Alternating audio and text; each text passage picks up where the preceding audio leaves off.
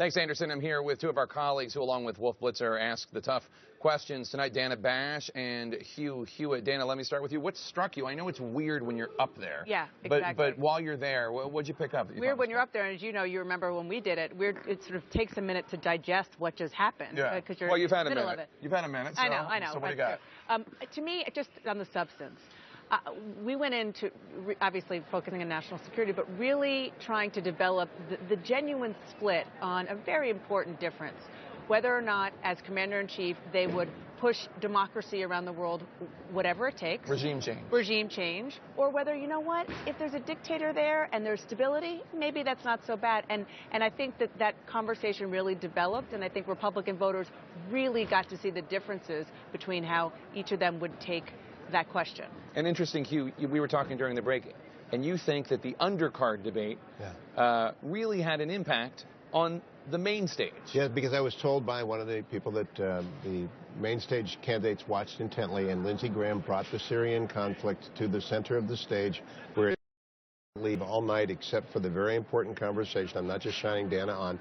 When she brought up immigration, the most requested subject I have had for 5 weeks on Twitter is that immigration be discussed in depth, at length, between Marco Rubio and Ted Cruz, which actually happened. It was a little bit into the weeds, but the Republican primary voter for whom this debate exists want in the weeds, and got the weeds. And I will also say, for the benefit of my conservative friends watching, after two of these things now, I don't work for you guys, but it's fair. You work very hard to be fair, and I think the time worked out tonight, and I didn't know how that would possibly work once Rand Paul got added in, but I don't think anyone got shorted. And you got Donald Trump to make the pledge. The pledge, I'm just happy that we're not going to have a third-party run, and I think I understood Ben Carson to say the same at the end, and so that was a good bit of news takeaway, but in general, I thought it was the night of the governors. They expressed competency. They talked in specifics, and Chris Christie hit a couple of long balls, a couple of Babe Ruth shots from Chris Christie tonight. Those are the things. He's always been good in the debates, though, and it has yet to really, except in New Hampshire, it has yet to really translate into support in the polls, at least. That's true. In Iowa, he's not going to win. Ted Cruz is going to win Iowa, or Donald Trump.